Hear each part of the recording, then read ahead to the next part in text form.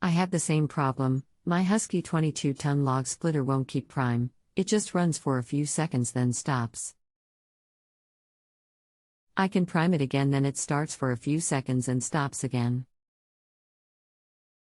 I have replaced the spark plug because it was fouled up, but it still does the same thing. What specific tool or machine does this involve? Huskee 22-ton log splitter with briggs&strattor 6.75 motor. How long has this been going on? What have you tried so far? Just started happening after I cleaned the old carb, replaced it and the gaskets, and spark plugs. It gets gas, but it doesn't continue to keep the engine running. It's like the gas isn't being pulled into the engine. When I prime it, it starts then dies. Anything else we should know to help you best? I also replaced the armature. Hi, I will be glad to try to help you. Most likely you have some dirt, oil, gum or varnish that is restricting the small passages inside the carburetor. This is usually caused by leaving even a small amount of fuel in the unit while in storage. Even if it started a month and a half ago, the dirt and stuff will still be in the carburetor and will plug up the passages. I am going to send you my very extensive fuel and carburetor information that should help you. Please make sure that you read the entire answer before you do anything. Here is that information. Most likely the problem you have is that the carburetor is restricted or plugged because of fuel that was left in the carburetor while it was stored. Fuel cannot be used if it is over 30 days old. Also, this old fuel will not burn correctly and will cause other issues as well. In many cases the carburetor should be removed and cleaned and rebuilt with a new carburetor repair kit. Even if an engine is run dry, there will still be 10 to 12 drops of fuel left in the carburetor. This is what turns to gum and varnish and dirt and restricts the passages in the carburetor. Also keep in mind that even if this is a brand new unit, you can still have the same carburetor problem. This is because of the fuel that the factory puts into it when they are testing it. They then run it dry before shipping it. But there is still some fuel in the carburetor. Here is my comprehensive carburetor and fuel answer that may give you some ideas. As engines sit or get older, fuel that is left in the carburetor can turn to gum and varnish and cause this and other problems. Also, any gasoline that was left in a gas can for a period of more than 30 days must be discarded because it also has begun to turn to varnish. Today's gasolines contain MTBE and alcohol. Ethanol, they turn to junk and garbage very quickly. Alcohol is partially water, H2O. And they call it oxygenated fuels. It is the oxygen that breaks down the organic compounds in the fuel and turns the gas to garbage, gum and varnish. The fuels we had just a few years ago had no alcohol in it and would store for longer periods of time before going stale. And fuel stabilizers do almost nothing to prevent the fuel from going bad with the changes in today's fuels. Do not buy gas from the discount stations. The discount station gas does not have the additives needed to keep the fuel system clean and deteriorate much more quickly than good gas station gas. You may be getting fuel that's nearly stale right from the pump when buying from a discount station. Purchase your fuel from the well-known stations such as Shell, BP, Sunoco, Phillips 66, etc. More than 70% of all of our repairs in our lawnmower business are due to this same issue. You most likely have dirt, gum, varnish, etc. in your carburetor plugging up the small passageways and jets in the carburetor.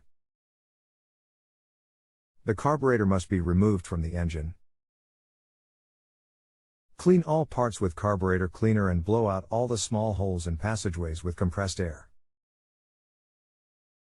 Remove all of the non-metallic parts since the carburetor cleaner will cause them to be disfigured, decompose, and plug the carburetor as time goes on. Wash the carburetor cleaner off of the metal parts by washing them in warm, soapy water, then rinsing with clean water. Dry them by blowing it off with compressed air.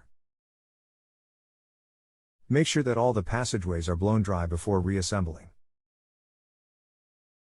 Reassemble using a new carburetor rebuild kit. Do not try to reassemble without using a complete carburetor repair kit. You will just end up having to do the job again. Always clean the fuel tank and replace the fuel line when doing this repair, or you may have to do it all over again. The inside of the fuel line disintegrates over time, and these small pieces of rubber will plug up the carburetor too. Dirt and water from a dirty fuel tank will also plug up the carburetor. Find the model, type and serial or code numbers off of the engine and take them to your local dealer to get the carburetor repair kit. Or you can look up the parts from an online website such as www.partstree.com. If you do the work yourself, take pictures or at least make a drawing of where all the linkages, gaskets, and component parts go. Correct reassembly is critical. If the carburetor still doesn't work correctly, you may have to take it to someone who has an ultrasonic cleaning machine. This machine uses carb cleaner and ultrasonic vibrations to get the very small passageways clean when traditional methods fail. Here is where you can get an inexpensive ultrasonic cleaning machine: http://www.harborfreight.com/catalog search/result. Category equals and Q equals ultrasonic plus cleaner. If you don't feel comfortable with this kind of repair, I would suggest sending it to a reputable shop. Here is a carburetor rebuild process. First, take several pictures of the carburetor and all of the linkage and hoses that are connected to it. This is to make sure that you will have a guide so that you can get everything reassembled correctly. First, make sure that you have the correct complete carburetor repair kit. Now take special care when you take the carburetor apart to make sure that you watch and remember exactly how the gaskets come off. There are two types of carburetors: the float type carburetor and the diaphragm type carburetor. Below is the information for the float carburetor. The diaphragm carburetor is very similar, except that you need to remove the diaphragms and replace them. They will also have a needle and sometimes a seat that need to be replaced as well. Remove the float pin. It just pushes out. And remove the float carefully, so you can see how the float needle is attached. Some of them have a small wire spring holding it to the float. You will have to reinstall this spring when you reassemble the carburetor. Remove the float needle. Next, remove the float valve seat. Look around the carburetor and see if it has a small idle adjustment needle. Remove this needle if it has one. You are now done disassembling the carb. Do not take anything else out of the carb. Get a good carburetor cleaner. Preferably with a small hose you can attach to the nozzle of the can. Spray the carb cleaner all over the outside of the carburetor. This will loosen the dirt on the outside while you clean the inside. Now spray the cleaner through every hole and nook and cranny you can find on the inside of the carburetor. When you are finished with the spray, blow all of the passageway clean with compressed air from an air compressor. Also blow all of the dirt from the outside of the carburetor. Next, take the entire carburetor to the kitchen sink. Okay, maybe it would be better to get a big bowl. So you don't make your wife mad. And wash the entire carburetor with hot soapy dishwater. This is to make sure that all of the carburetor cleaner is completely washed from the carburetor. If it is not, you will deform the new gaskets and such that you install. Even if it is dry, now rinse in clear water and then blow the carburetor dry with the compressed air again. Reassemble the carburetor using the identical parts out of the carburetor kit as you took out. Install the float seat, then install the float needle and the float in the same position that you took them out. Check the float level after it is installed, making sure that when the carburetor is upside down with the float in the up position, the float should be nearly level with the body of the carburetor. Now reinstall the bowl gaskets the same as you took them off. Then install the bowl nut with the small gasket under it. Reinstall the small idle needle if it had one. There, you are done. Install the carburetor on the engine and you should be ready to go. You may also consider sending a bonus if I have been helpful. If you cannot give me one of the highest ratings, then please do not rate me at all until we discuss this answer further and you are happy with my answer. That isn't the problem. Fuel flows freely. Engine starts when primed. Brand new carb. New gas. Engine won't continue to suck gas. I've already installed a new carb. Gas flows freely from the tank to the carb. Engine starts when primed but doesn't appear to continue to pull fuel from the tank. Vented the cap, still doesn't work. Gas is new. What else can I try? First, make sure that you have drained the fuel tank of any old gas that might have been left in it. Old gas can plug up even a brand new carburetor.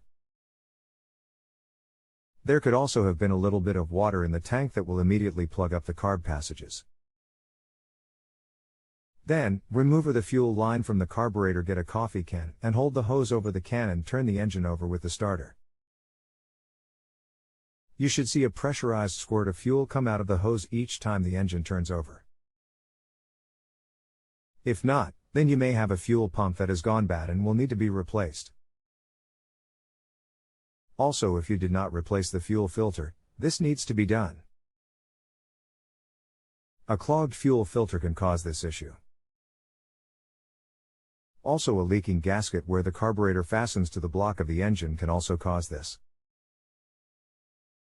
You can also have a gasket leaking that will not seal enough to create enough vacuum/pressure to work the fuel pump. A loose oil dipstick or bad oil dipstick gasket can cause this to happen as well. Even a bad gasket on an overhead valve cover will cause this lack of vacuum. I hope this gives you some more possibilities. You may also consider sending a bonus if I have been helpful. If you cannot give me one of the highest ratings, then please do not rate me at all until we discuss this answer further and you are happy with my answer. Hi, this is Ranwell1 from JustAnswer. I was just checking to see if my answer helped you. Please let me know how things worked out. Also, please do not forget to give me a good 5-star rating, as that is the only way I get paid for my time. You may also consider sending a bonus if I have been helpful. My small engine doesn't have a fuel pump that I know of. I ended up cleaning out the fuel line with a pipe cleaner and that worked. Great, knew that the fuel flow wasn't right. That's why I said to clean the fuel tank and line as well. Please do not forget to give me a good 5-star rating, as that is the only way I get paid for my time. You may also consider sending a bonus if I have been helpful. Hi, I was just checking to see if you got the issue solved. Do you need any more information? You may also consider sending a bonus if I have been helpful. If you cannot give me one of the highest ratings, Then please do not rate me at all until we discuss this answer further and you are happy with my answer. Please do that for me, as that is the only way I get paid for my time. Thank you. But it is best for you to hit the link for the rating. One other thing. This engine doesn't have a starter. It's got a pull cord. And I'm pretty sure it doesn't have a fuel pump. If you have a home improvement or appliance question and want to chat with an expert now, visit justanswer.com/YTHI.